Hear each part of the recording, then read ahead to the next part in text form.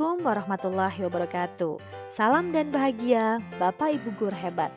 Perkenalkan, saya Desti Nur Cahyani dari SMK Telkom Purwokerto. Saya adalah calon guru penggerak angkatan 8.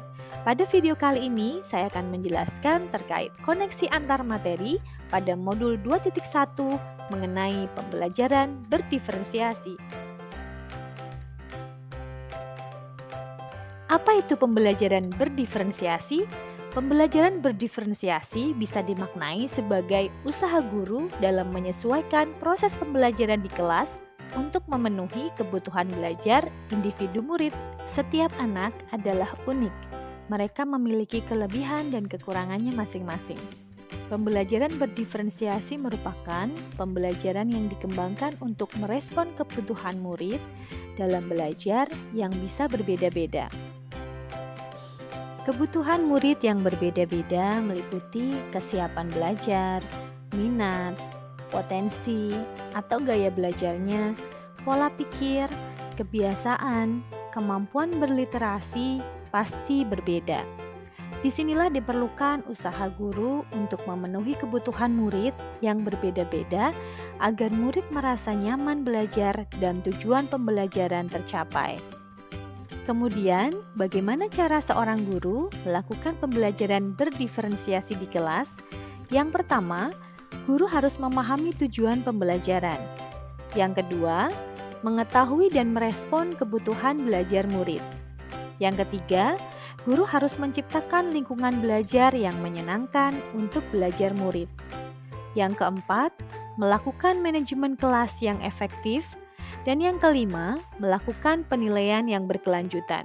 Berkaitan dengan kebutuhan belajar murid, guru harus memahami kesiapan belajar murid, minat murid, dan profil belajar murid.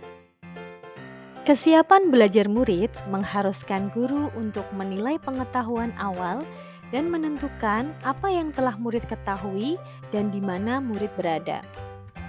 Untuk minat murid, minat setiap murid pasti berbeda-beda.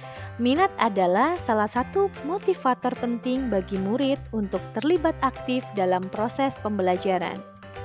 Profil belajar murid. Profil belajar murid berkaitan dengan lingkungan, budaya, gaya belajar, dan kecerdasan majemuk. Kebutuhan belajar murid dapat diidentifikasi berdasarkan cara-cara berikut ini. Yang pertama, bisa dengan mengamati perilaku murid. Yang kedua, bisa dengan cara mengidentifikasi pengetahuan awal.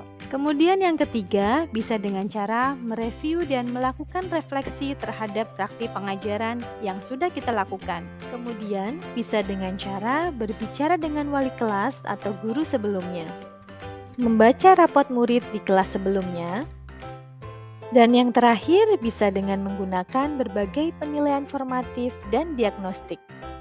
Adapun untuk strategi mendiferensiasi pembelajaran ada 3. Yang pertama adalah diferensiasi konten.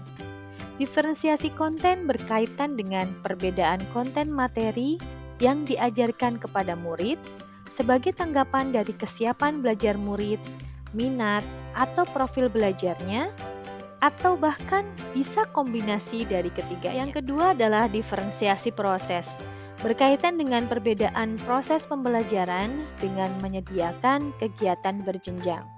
Adanya pertanyaan pemandu atau tantangan, membuat agenda individual murid, memvariasikan waktu, dan mengembangkan kegiatan bervariasi, serta yang terakhir bisa dengan menggunakan pengelompokan yang fleksibel. Yang ketiga, diferensiasi produk, berkaitan dengan perbedaan produk tagihan kepada murid dengan memberikan tantangan atau keragaman variasi dan memilih produk apa yang diminatinya. Kemudian, adakah keterkaitan antara modul pembelajaran berdiferensiasi dengan modul-modul yang lain dari modul 1.1, 1.2, 1.4, dan 2.1? Mari kita simak penjelasannya. Modul 2.1 tentu saja ada keterkaitan dengan modul-modul sebelumnya.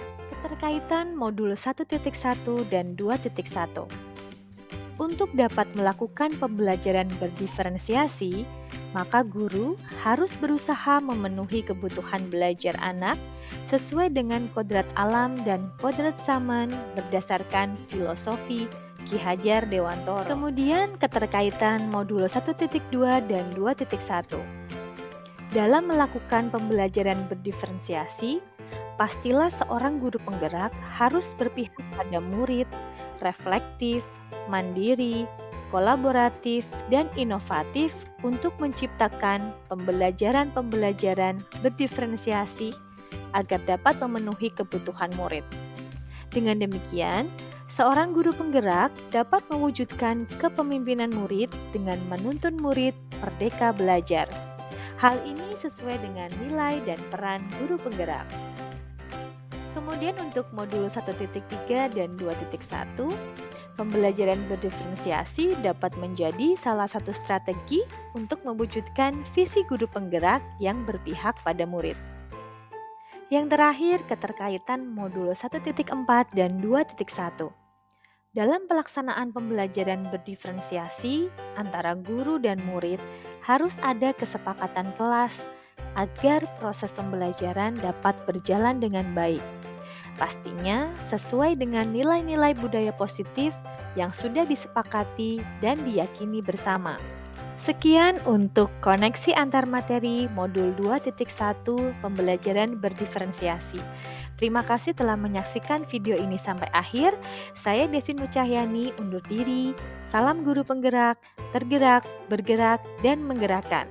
Wassalamualaikum warahmatullahi wabarakatuh.